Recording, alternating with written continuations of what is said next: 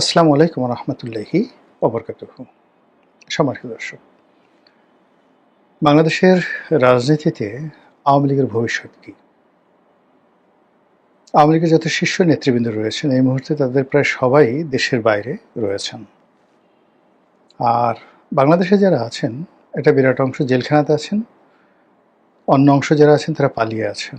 মূলধারার নেতৃত্ব দিতে পারেন এরকম কোনো মানুষকে প্রকাশ্যে দেখা যাচ্ছে না।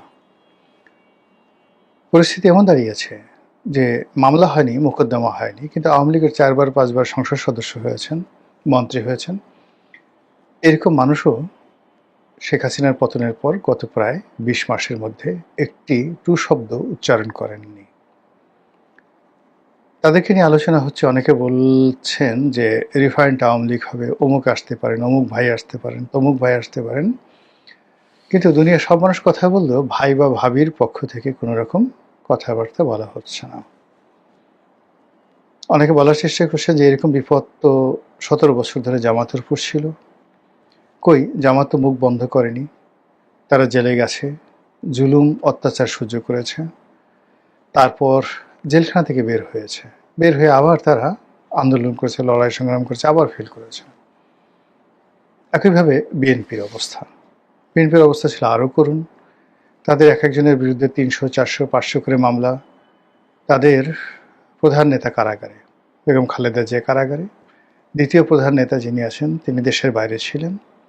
আর সরকারের পক্ষ থেকে এই দুজন নেতাকে তুচ্ছ তাচ্ছিল্য করা, শীর্ষ নেতৃবৃন্দ যারা আছে তাদের একটা বিরাট অংশকে সরকার ভয় ভীতি দেখিয়ে আন্দোলন এবং লড়াই সংগ্রাম থেকে দূরে রাখার চেষ্টা করা, এবং অনেককে মির্জাফর বেঈমানে পরিণত করার যে মাস্টার প্ল্যান আওয়ামী লীগ করেছিল, তার প্রেক্ষিতে প্রায় ১৭ বছর ধরে বিএনপি রাজপথে ঘুরে বেড়িয়েছে বিচ্ছিন্নভাবে, কিন্তু কখনো দেশ ছাড়া হয়নি।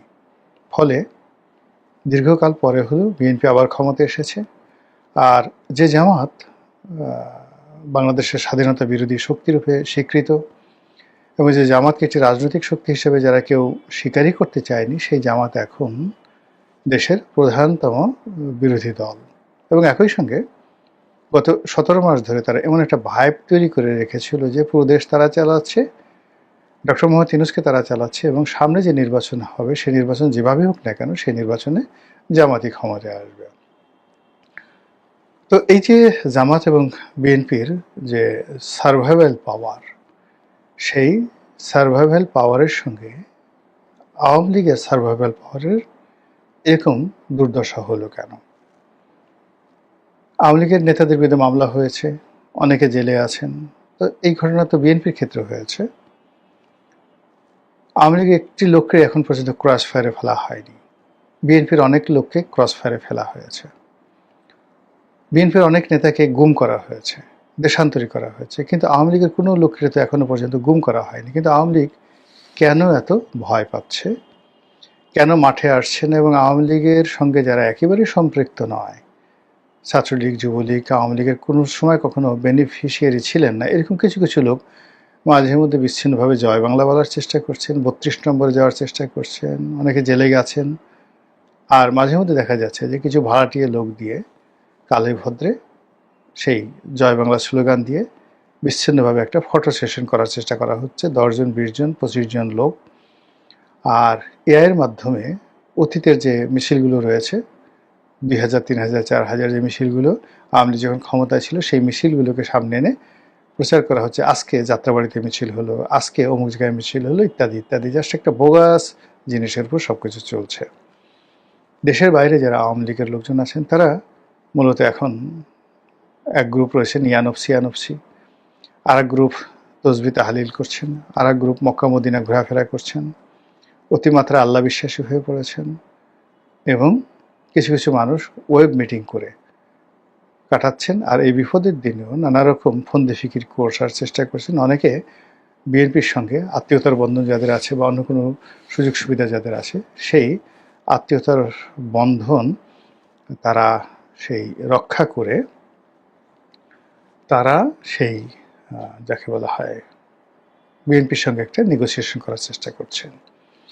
এরবারে যাদের ব্যবসা ছিল, বাণিজ্য ছিল, তারা সেই ব্যবসা বাণিজ্যের বিষয়ে তারা সেই অনেকে ব্যাংকে দেনাদার হয়ে পড়েছেন, অনেকে সর্বস্ব হারিয়ে ফেলেছেন, তারপরে অনেকে রীতিমতো দেউলিয়া হয়ে গেছেন।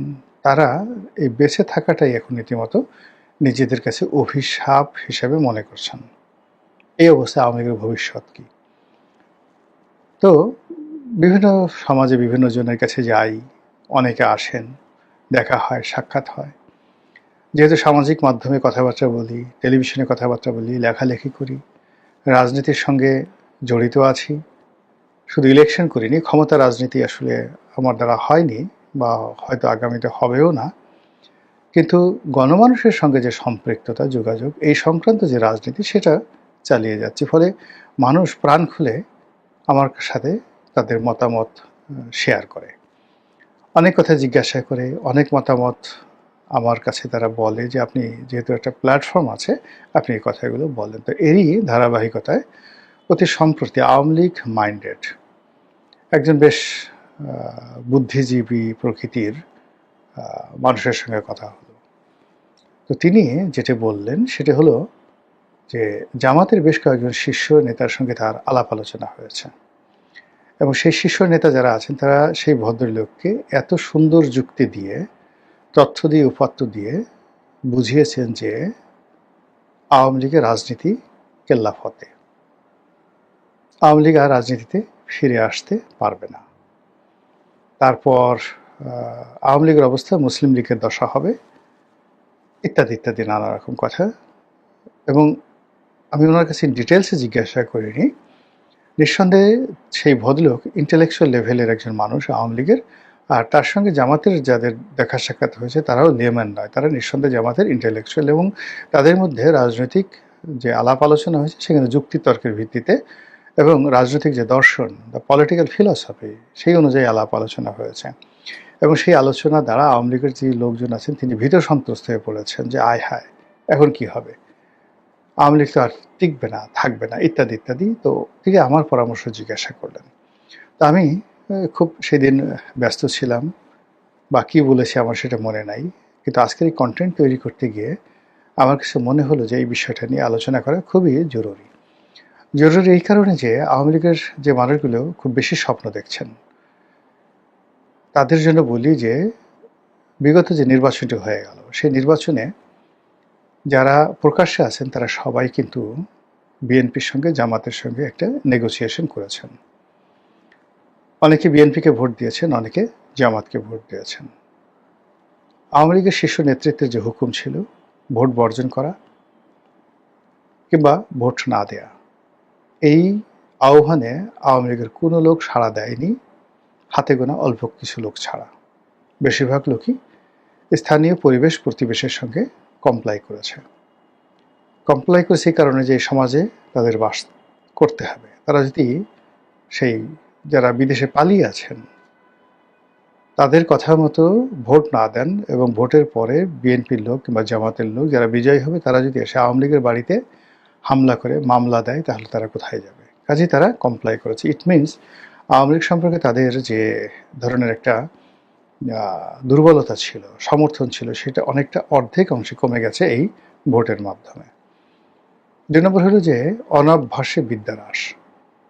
দীর্ঘদিন ধরুন আপনি একটা বিষয় চর্চা করছেন না, একটা বিষয় আলোচনা করছেন এবং একটা আপনি সঙ্গের মধ্যে থাকছেন না, তখন আপনি সঙ্গতের কারণে সেই সঙ্গ থেকে আলাদা হয়ে যাবেন। তা আওয়ামী লীগ যে একটা আদর্শ, একটা রাজনৈতিক বিশ্বাস, কিংবা আওয়ামী লীগের মানে যে স্লোগানগুলো রয়েছে, সবার সমিতি সেমিনারগুলো রয়েছে, এগুলোর মাধ্যমে মানুষ উজ্জীবিত হয়ে সে স্মরণ করে যে আমি আওয়ামী লীগ করি। এটি গত ২০ মাস ধরে চলেনি, এবং আগামী ২০ মাস ধরে এই ধরনের কর্মকাণ্ড যদি না চলে তাহলে অনেক মানুষ ভুলে যাবেন যে আওয়ামী লীগ নামক একটি দল আছে। যেভাবে এখন জাতীয় পার্টির অবস্থা হয়েছে, যেভাবে মুসলিম লীগের অবস্থা হয়েছে এবং আরও অনেক পার্টির অবস্থা হয়েছে, সেভাবে আওয়ামী লীগের অবস্থা হতে পারে না হওয়ার কোনো রিজন নেই। এই দুটো কারণ, অনাভ্যাসে বিদ্যানাশ।